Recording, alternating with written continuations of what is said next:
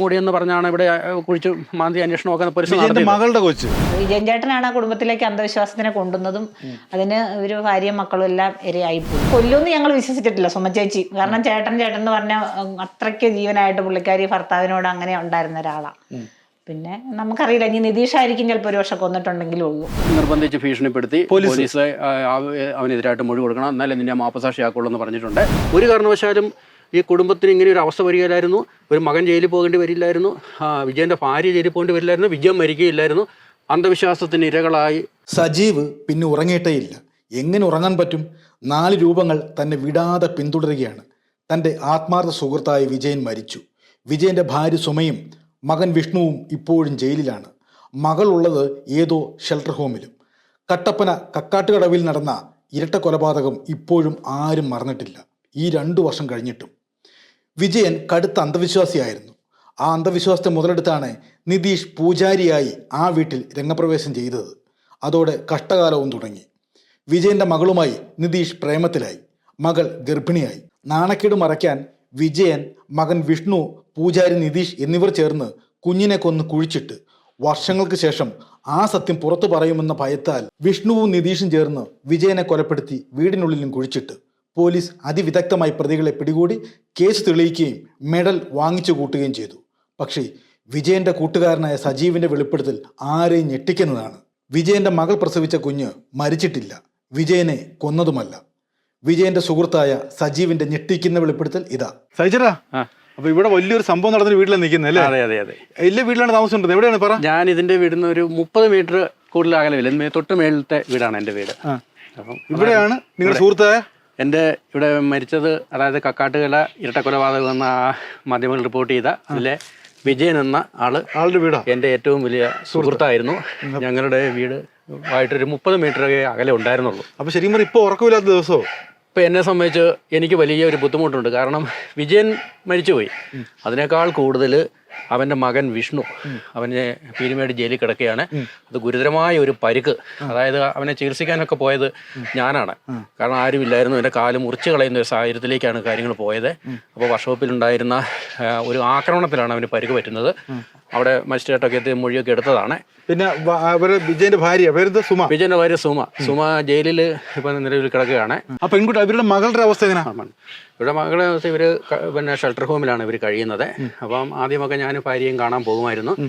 ഇവർ എന്താ പറയുന്നത്, ഇവർ ജീവിച്ചു പോകട്ടെ, എൻ്റെ മക്കളോടൊക്കെ ഇപ്പം വളർന്നവരാണ്. എൻ്റെ മക്കളൊക്കെ നല്ല നിലയിൽ എത്തിയപ്പോൾ ഇവരുടെ ജീവിതമൊക്കെ ഇങ്ങനെ പോയതിൽ എനിക്ക് വളരെ ബുദ്ധിമുട്ടുണ്ട്. ഞാൻ ചില സഹായങ്ങളും കാര്യങ്ങളും ഒക്കെ ആയിട്ട് ചെയ്തു. ഒന്നാം പ്രതീക്ഷ അവനാണല്ലോ ഇതിന്റെ നട്ടല്ലേ, അവന്റെ അവസ്ഥ അവനെ സംബന്ധിച്ച് എനിക്കറിയില്ല. കാരണം അവനെ ഞാൻ പിന്നെ നേരിട്ട് ഇതുവരെയും കണ്ടിട്ടില്ല.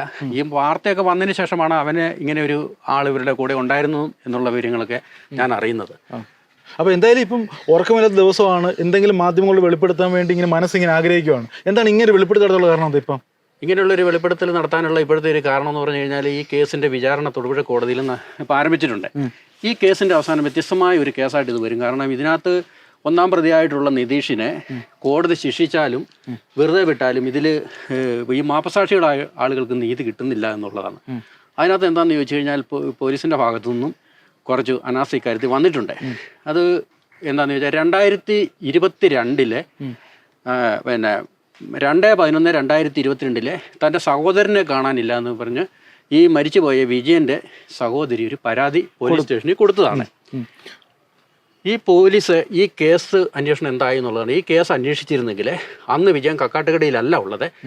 ഈ 2 കിലോമീറ്ററിനുള്ളിൽ 20 ഏക്കറിലെ ഒരു വാടക വീട്ടിൽ വിജയൻ ഉണ്ട്. അപ്പോൾ അവിടെ നിന്ന് വിജയൻ മരിച്ചിട്ടില്ല. ഈ കുടുംബത്തെ രക്ഷപ്പെടുത്താമായിരുന്നു. അന്ന് അന്വേഷണം ഉണ്ടായിരുന്നു, രക്ഷപ്പെടുത്തേന് അന്ന് കൃത്യമായിട്ട് അതിലൊരു അന്വേഷണം നടന്നിരുന്നെങ്കിൽ വിജയൻ മരിക്കില്ല.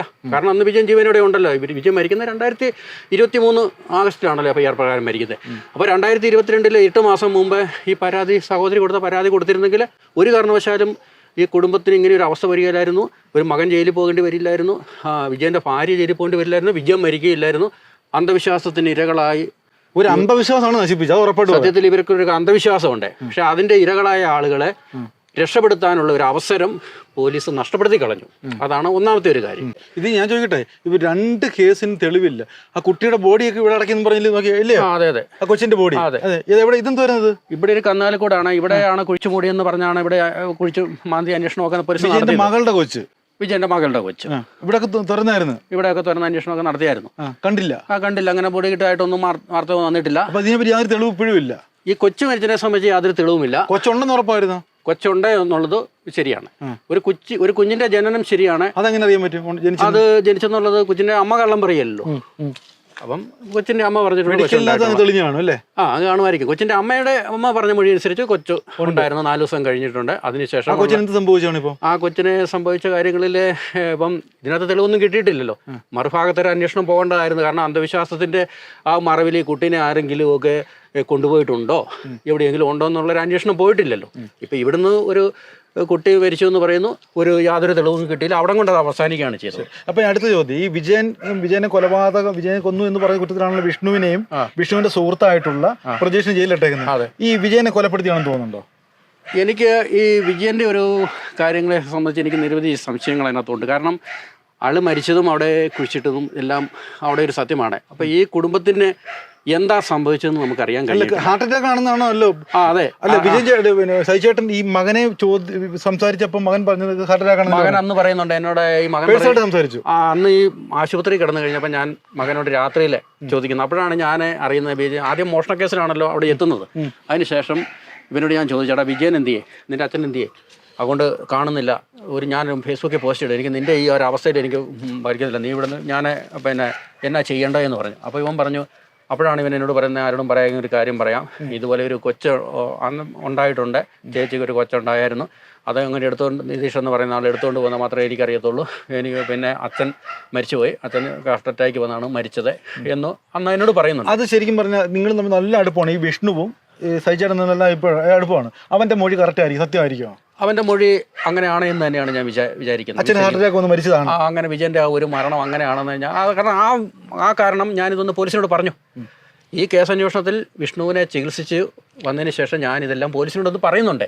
ഇവന് പറഞ്ഞ മൊഴികളെ, അവൻ എങ്ങനെയാണ് ആക്രമിക്കപ്പെട്ടത്, അവനെ ആരാണ്, അത് അത്ര ദാരുണമായിരുന്നു, എന്നെ ആക്രമിക്കരുത്, അടിക്കരുത്, പോലീസ് സ്റ്റേഷനിൽ കൊണ്ടുപോകുള്ളൂ എന്നെല്ലാം കാല് തൊഴിൽ പറയുന്നുണ്ട്. പക്ഷെ അത് കേൾക്കാതെയുള്ള ആക്രമണമാണ് അവിടെ നടന്നത്. ശരി, അങ്ങനെയാണെങ്കിൽ അവൻ്റെ മൊഴി അടിസ്ഥാനമാക്കുന്നത് കൊലപാതകമല്ല, സ്വാഭാവിക മരണമാണ് അല്ലേ?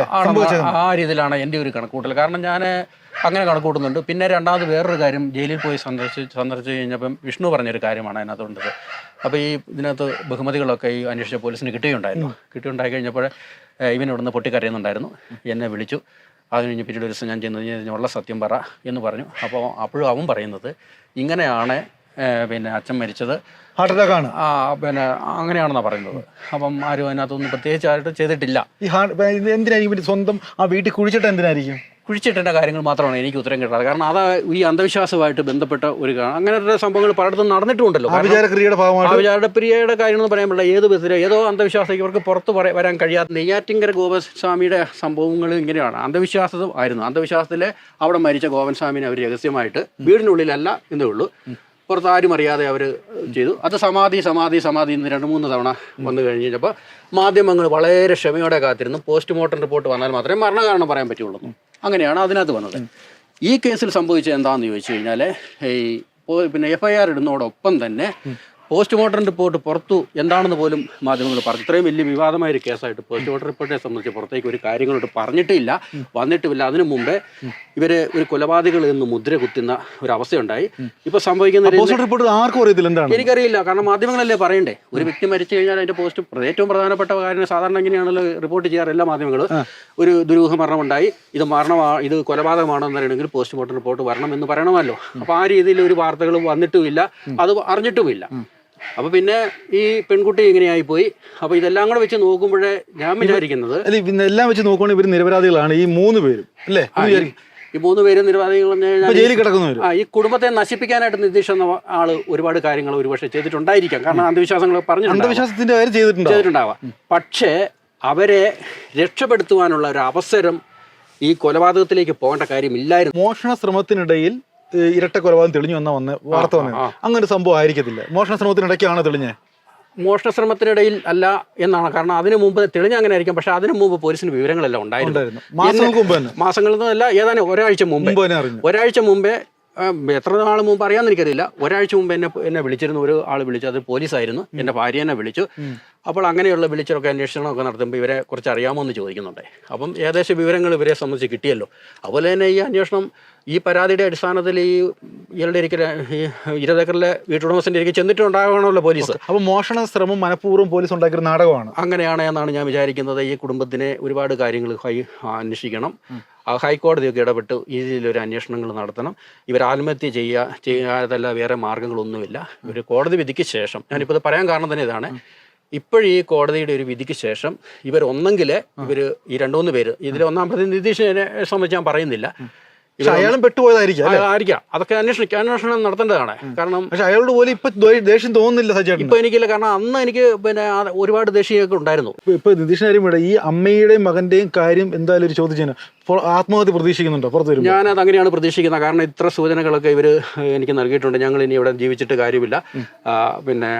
ഭർത്താവിനെ കൊന്ന നിലയിൽ അമ്മ സുമ, അതുപോലെ തന്നെ ഒരു ഭാഗത്ത് അച്ഛനെ ഒരു കുഞ്ഞിനെയും കൊന്ന ഇതിൽ വിഷ്ണു, ഇവരുടെ ഭാഗത്തുനിന്ന് ഒരു സൂചി കുത്താൻ പോലും ഇവർക്ക് ഇനി സ്ഥലമില്ല, ഒരു സ്വത്തുക്കൾ ഇവരില്ല. ഇവർ ഇറങ്ങി വരുന്നത് ഒരു ശൂന്യതയിലേക്കാണ്. അപ്പോഴാണ് ഇവരറിയുന്നത് ഇവർക്ക് എതിരെ ഉണ്ടായിരുന്ന ഈ മാധ്യമ പ്രഹരം, സമൂഹത്തിൽ ജീവിക്കാൻ വയ്യാത്തൊരു അവസ്ഥ ഇതിനകത്തുണ്ട്. മുഖ്യ കണ്ണി പ്രതീക്ഷയാണ് ഇത്തരത്തിലുള്ള കളി ഒപ്പിക്കാൻ വേണ്ടി. ഉണ്ട്. അപ്പൊ ഇതിനകത്ത് നിരപരാധികൾ അമ്മയും ഈ പറയുന്ന വിഷ്ണു ഒക്കെ നിരപരാധികളായിരിക്കും. വിഷ്ണു നിരപരാധികളാണ്. അതുപോലെ തന്നെ ഈ കേസിനെ സംബന്ധിച്ച് ഇതിന്റെ 3ാമത് ഒരാൾ, ചില ആൾ, ഞാൻ പറഞ്ഞത് വരുന്നത് അത് കോടതിയിലിരിക്കുന്ന കേസെന്ന നിലയിൽ കോടതി ഇത് കണ്ടു, നിതീഷിന്റെ കേസ്. പക്ഷേ കുടുംബത്തിനെ രക്ഷപ്പെടുത്തുവാനുള്ള അവസരങ്ങൾ പോലീസിനുണ്ടായിരുന്നു. പോലീസിന് ഇപ്പൊ ഒരു ബഹുമതിയെ കിട്ടി, അതൊക്കെ അനർഹമായിട്ടുള്ള ബഹുമതിയാണെന്ന് തോന്നുന്നുണ്ടല്ലേ? അതിലിത് നല്ല രീതിയിലൊരു അന്വേഷണത്തിലേക്ക് വന്നിട്ടില്ല. അതുപോലെ തന്നെ ഇതിനകത്ത് ഏറ്റവും ഗുരുതരമായ ഒരു പ്രശ്നം ഉണ്ടാകുന്ന വെച്ച് കഴിഞ്ഞാൽ ഈ കേസിലൊരു അതിജീവിതയുണ്ട്. അതായത് ഈ മരിച്ച വിജയന്റെ മോളെ വിജയൻ മരിക്കുന്ന സമയത്ത് വീട്ടിൽ അവരുണ്ടായിട്ടുണ്ടെങ്കിലും കേസിൽ അവർ പ്രതിയാകുന്നില്ല എന്നുള്ളത് കൊണ്ട് അവർ ഷെൽട്ടർ ഹോമിലാണ്. ഇവരെ കൊണ്ട് തന്നെ നിർബന്ധിച്ച് പോലീസ് പറഞ്ഞു, നിങ്ങൾ പ്രജീഷിനെതിരായിട്ട് മൊഴി കൊടുക്കുക, നിങ്ങളെ മാപ്പ് സാക്ഷി ആക്കുക എന്ന് പാവപ്പെട്ടവരെ കൊണ്ട് ബ്രെയിൻ വാഷ് ചെയ്യിപ്പിച്ചല്ലേ? അങ്ങനെ പറഞ്ഞു. ഇവര് സംസാരിച്ചപ്പോൾ ജയിലിൽ കിടന്നപ്പോഴും ഞാൻ വിഷ്ണുവിനെ കണ്ടപ്പോഴും വിഷ്ണു ഇത് പറയുന്നുണ്ട്. എന്താ പറയുന്നത്? നിർബന്ധിച്ച് ഭീഷണിപ്പെടുത്തി പോലീസ് അവനെതിരായിട്ട് മൊഴി കൊടുക്കണം, എന്നാലേ നിന്നെ മാപ്പ് സാക്ഷി ആക്കുള്ളൂ എന്ന് പറഞ്ഞിട്ടുണ്ട്. അതുപോലെ പെണ്ണിനോട് ഇത് തെറ്റായ മൊഴി കൊടുക്കാനായിട്ട് പോലീസ് പ്രേരിപ്പിച്ചിട്ടുണ്ട്. അതിൻ്റെ ഏറ്റവും വലിയ ഉദാഹരണമായിട്ട് ഞാൻ പറയുന്നത്, ഇവരുടെ സാധനങ്ങളെല്ലാം എടുത്തുകൊണ്ട് പോവുകയും ആ പെണ്ണിന് മാനസികമായിട്ടും, ആ പെണ്ണിൻ്റെ അതിജീവിതയാണ്, അതിൻ്റെ ഫോട്ടോ ഒരു പോലീസുകാരനെ എടുക്കുകയും ചെയ്തിട്ടുണ്ട്. അത് വാട്സാപ്പിലൂടെ പ്രചരിച്ചു. അതിലൊരു പോലീസ് ഉദ്യോഗസ്ഥയോട് അവർ പരാതി പറഞ്ഞു. എന്തായാലും പോലീസ് കെട്ടിച്ചമച്ച ഒരു സംഭവമാണ് ഇത്, ഉറപ്പായിട്ട് പറയാം. കെട്ടിച്ചമച്ച ഒരു സംഭവം എന്ന് പറഞ്ഞു കഴിഞ്ഞാൽ, ഇതിലേക്ക് വിജയൻ്റെ ഈ മരണം എങ്ങനെയാണ് എന്നതിനെ സംബന്ധിച്ച് ഒരു വ്യക്തത വരേണ്ടതുണ്ട്. അത് ഈ നിതീഷ് മാത്രമാണ് അതിനകത്ത് ഉത്തരവാദി. അതായത് മറ്റാരുടെയെങ്കിലും ഈ നേരത്തെ താമസിച്ചിരുന്ന വാടകക്കാരൻ്റെ ഭാഗത്തുനിന്ന് മാനസിക പീഡനം ഉണ്ടായിട്ടുണ്ടോ, അങ്ങനെയാണോ ആ വീട് ഉപേക്ഷിച്ച് ആരോടും പറയാതെ കണ്ണുനീരോടെ അവിടെ നിന്ന് ഇറങ്ങിയ ഒരു കഥയൊക്കെ ഉണ്ട്. കാരണം നമ്മൾ ചിന്തിക്കേണ്ട കാര്യമുണ്ട്, ഈ 2017 ഇവരിരുന്ന് പോകുന്നതിന് മുമ്പേ ഈ 8 വർഷത്തോളം വിജയൻ അവിടെ ഒന്നും സംഭവിച്ചില്ല. 20 ഏക്കറിലെ വീട്ടിൽ ഇവർ താമസിച്ചു. അവിടെ നിന്ന് പോയി അവിടെ എത്തി 1 മാസത്തിനുള്ളിൽ വിജയം മരിക്കുകയാണ്. അപ്പൊ എന്തായാലും ഈ സംഭവത്തിന് ശേഷം സഹിച്ചേട്ടന് അരുവായസ നിങ്ങൾക്ക് സുഹൃത്തിന് ഉറക്കമില്ല അല്ലേ? എപ്പോഴും ഈ മുഖങ്ങൾ ഇങ്ങനെ വരികയാണ്. കാരണം ഞാൻ ഇവർക്ക് രക്ഷയ്ക്ക് വേണ്ടി ആരും ഇവരുടെ കാര്യത്തിൽ ഇടപെട്ടിട്ടില്ല. ഇപ്പോഴും തിരക്കുന്നില്ല അവരെ പറ്റി. ഇപ്പോഴും ആരും തിരക്കി പോയിട്ടില്ല. ഒരുത്തരും പോയി ജയിലിൽ പോയി ഇവർക്ക് എന്താ സംഭവിച്ചെന്ന് ഒരു വക്കീൽ ചോദിച്ചിട്ടില്ല. ഇവർക്കൊരു നിയമസഹായങ്ങൾ കിട്ടിയിട്ടില്ല. ഇവരിങ്ങനെ ഉൾപ്പെട്ട് കിടക്കുകയാണ്. അതുപോലെ തന്നെ ഇതിനകത്ത് പ്രധാനപ്പെട്ട ഒരു കാര്യം എന്ന് പറഞ്ഞാൽ, ഹൈക്കോടതി തന്നെ ഇതിനകത്ത് പറഞ്ഞിരിക്കുന്ന കാര്യം, ഈ അന്ധവിശ്വാസത്തിൻ്റെ ഇരകൾ ആയി മാറുന്നുണ്ട് ഒരുപാട് ആളുകൾ. അത് നിയമനിർമ്മാണം എന്താ നടത്താൻ പറ്റുന്നത്, അന്ധവിശ്വാസവും മന്ത്രവാദവും ഒക്കെ ഒഴിവാക്കുന്നതിനെന്ന് ചോദിച്ചൊരു അന്ധവിശ്വാസം തന്നെയാണ്. ചേച്ചി, സാധാരണയായിട്ടേ ഈ പ്രതികൾ ഇപ്പൊ അകത്ത് കിടക്കുകയാണ്, പ്രതിന്ന് ആരോപിക്കുന്നവര്, പക്ഷെ നിങ്ങൾക്കാണ് ഉറക്കമില്ലാത്തത് അല്ലേ? അവരുടെ അവസ്ഥ ഓർത്തല്ലേ? പിന്നെ സത്യമായിട്ടോ, കാരണം ഞങ്ങളൊക്കെ അങ്ങനെ ജീവിച്ച ഒരു കുടുംബക്കാരായിരുന്നു, സുഹൃത്തുക്കളുമാണ്, പിന്നെ സഹോദരങ്ങളെ പോലെ. ഇവര് ബാല്യകാല സുഹൃത്തുക്കളാണ്. അങ്ങനെയൊക്കെ ലോകം മുഴുവൻ ഒരു പ്രതികളാന്ന് പറയുമ്പോൾ നിങ്ങളുടെ മനസ്സൊരിക്കലും അവർ പ്രതികളാണ്. അങ്ങനെയുള്ള ആൾക്കാരല്ല അവര്. കാരണം വിജയൻ ചേട്ടനെ സംബന്ധിച്ച് ഞാൻ പറഞ്ഞ, ഒരു ഉറുമ്പിനെ ചവിട്ടി പോലും പുള്ളി അറിഞ്ഞോണ്ട് കൊല്ലത്തില്ല. അത്രയ്ക്ക് മൃഗസ്നേഹവും മനുഷ്യനോട് ഉള്ള അനുകമ്പയും അങ്ങനെയൊക്കെ ഉള്ളൊരു മനുഷ്യനായിരുന്നു. പക്ഷെ അവരിപ്പോ അങ്ങനെ ഒരാളെ കൊന്നു, കുഞ്ഞിനെ കൊന്നു എന്നൊക്കെ പറഞ്ഞാൽ ഒരിക്കലും നമുക്ക് വിശ്വസിക്കാൻ പറ്റില്ല. അത്രയും മകളുടെ കുഞ്ഞെന്ന് പറയുമ്പോൾ അത് എങ്ങനെയുള്ളതാണെങ്കിലും സ്വന്തം മകൻ അച്ഛനെ കൊന്നു എന്ന് പറയുന്നു, അത് വിശ്വസിക്കുന്നുണ്ട്? ഇല്ല, ഒരിക്കലും ഇല്ല. കാരണം അവൻ അത്രയും നല്ലൊരു കൊച്ചായിരുന്നു. ഇപ്പം അവനെ നമ്മൾ അതിന് ശേഷം ടി വിയിലൊക്കെ കണ്ടു. അന്നേരം അവനൊരു നിഷ്കളങ്കനായ ഒരു ആളായിട്ടാണ് നമുക്ക് തോന്നിയിരിക്കുന്നത്. ഇനി അങ്ങനെ വല്ലതും ചെയ്യേണ്ടി വന്ന അവന്റെ സാഹചര്യങ്ങൾ കൊണ്ട് എന്തെങ്കിലും കൊന്നാ പറയുന്നത്. എന്നാലും അവനെ കൊന്നെന്ന് ഞങ്ങൾ ഒരിക്കലും വിശ്വസിക്കുന്നില്ല. കാരണം ആ പപ്പ എന്ന് പറഞ്ഞാൽ അവരങ്ങനെയായിരുന്നു, പപ്പായും മക്കളും. അമ്മയോടെ ഉള്ളതിനെ കഴിഞ്ഞ് കൂടുതൽ അടുപ്പം ഈ കുഞ്ഞുങ്ങൾക്ക് അച്ഛനുമായിട്ടായിരുന്നു. അപ്പൊ അങ്ങനെയുള്ള പുള്ളി ഹാർട്ട് അറ്റാക്ക് വന്ന് മരിച്ചാണെന്ന് വിശ്വസിക്കുന്നുണ്ടോ? അങ്ങനെ ഇപ്പൊ നമുക്ക് പോസ്റ്റ്മോർട്ടം മനസ്സിൽ തോന്നുന്നത് എന്താണ്? അവനെ സംബന്ധിച്ച് അവൻ കൊല്ലുമെന്ന് ഞങ്ങൾ വിശ്വസിച്ചിട്ടില്ല, സുമചേച്ചി. കാരണം ചേട്ടൻ എന്ന് പറഞ്ഞ അത്രയ്ക്ക് ജീവനായിട്ട് പുള്ളിക്കാരി ഭർത്താവിനോട് അങ്ങനെ ഉണ്ടായിരുന്ന ഒരാളാ. പിന്നെ നമുക്കറിയില്ല, ഇനി നിതീഷായിരിക്കും ചിലപ്പോൾ ഒരു വർഷം കൊന്നിട്ടുണ്ടെങ്കിലും ഉള്ളൂ. അല്ലാതെ ഇവർക്ക് അതിനകത്ത് മനഃപൂർവ്വം പങ്കുണ്ടെന്ന് തോന്നുന്നില്ല. ചിലപ്പം മറവ് ചെയ്യാനൊക്കെ മറവ് ചെയ്യാൻ ചിലപ്പോൾ ഇവരുടെ നിവർത്തികേട് കൊണ്ടും അവനെ ഭയന്നും ചിലപ്പോൾ അവർ ചെയ്തിട്ടുണ്ടാവും. നിങ്ങൾ പറഞ്ഞെല്ലാം തെറ്റല്ലേ? അപ്പൊ നിങ്ങളല്ലേ പറഞ്ഞ അതിനകത്ത് പങ്കില്ലെന്ന് പറഞ്ഞിട്ട് അല്ല, കൊന്നെന്ന് ഞങ്ങൾ ഒരിക്കലും പറയുന്നില്ല. ഇല്ല, അല്ല, നിതീഷിനെ സംബന്ധിച്ച് നമുക്കറിയില്ല. മാപ്പുസാക്ഷിയാക്കിയത് പിന്നെ എന്തുകൊണ്ടാണെന്നാണ് ഞങ്ങൾ ചോദിക്കുന്നത്. ഇവര് കൊലപാതകികളാണെങ്കിൽ പിന്നെ പ്രതികളാണെങ്കിൽ ഇവരെ മാപ്പുസാക്ഷിയാക്കുവോ? നമ്മുടെ ഒരു സംശയം മാത്രമാണ്. എന്തായാലും ചേട്ടന് ഉറക്കമില്ലാത്ത അവസ്ഥയല്ലേ? അതെ അതെ അതെ. 2 വർഷമായിട്ട് ശരിക്കും പറഞ്ഞ ഈ സംഭവത്തിന് ശേഷം ഈ മനുഷ്യന് ഒരു ദിവസം പോലും സ്വസ്ഥമായിട്ട് ഇവരെ പറ്റി പറയാതെ ഞാൻ ചിലപ്പോൾ ദേഷ്യപ്പെടാറുണ്ട്. ഇതൊന്നും മിണ്ടാതെ കിടക്കുന്നു, ഉറങ്ങുമ്പോഴെങ്കിലും സ്വസ്ഥമായിട്ട് കിടക്കാൻ പറയും. കാരണം അത്രയ്ക്ക് മനസ്സിനെ നോവിക്കുന്ന ഒരു, ഇപ്പോഴും നൊന്തോണ്ടിരിക്കുന്ന. അപ്പൊ അദ്ദേഹം പൂർണ്ണമായിട്ട് വിശ്വസിക്കുന്നുണ്ട് ഇതിനകത്ത് ഈ കുടുംബക്കാർക്കൊന്നും പങ്കില്ല ഇല്ലെന്നാണ് പറയുന്നത്. പുള്ളി ഇപ്പോഴും അങ്ങനെ വിശ്വസിക്കുന്നത്. എനിക്ക് അതിനകത്തൊന്നും. എന്താ ചേച്ചിയുടെ അഭിപ്രായം എന്താ? ആ അഭിപ്രായത്തിൽ യോജിക്കുന്നുണ്ടോ? പുള്ളിയുടെ ചിന്ത ചില കാര്യങ്ങൾ ഓരോന്ന് പറയുന്നത് ചിലപ്പോൾ നമ്മൾ അതിനോട് യോജിക്കേണ്ടതായിട്ട് തോന്നും. എന്തായാലും അന്ധവിശ്വാസമാണ് കുടുംബത്തെ നശിപ്പിക്കുന്നത്. അതെ അതെ അതെ. അത് വിജയൻ ചേട്ടനാണ് ആ കുടുംബത്തിലേക്ക് അന്ധവിശ്വാസത്തിനെ കൊണ്ടുവന്നതും അതിന് ഒരു ഭാര്യയും മക്കളും എല്ലാം ഇരയായിപ്പോയി. മക്കളെ സംബന്ധിച്ച് അവർ ചെറിയ പിള്ളേരായിരുന്നു. അന്ന് 18 വയസ്സ് 20 വയസ്സ് എന്നൊക്കെ പറഞ്ഞാൽ സ്വന്തമായിട്ട് തീരുമാനങ്ങൾ എടുക്കാനുള്ള പ്രായമൊന്നും ആയില്ലല്ലോ അവർക്ക്. കാരണം അവര് ഒരു അന്ധവിശ്വാസിയായിട്ടുള്ള ഒരു മന്ത്രവാദി വീട്ടിൽ കയറ്റിയ കുടുംബം മുടിഞ്ഞു.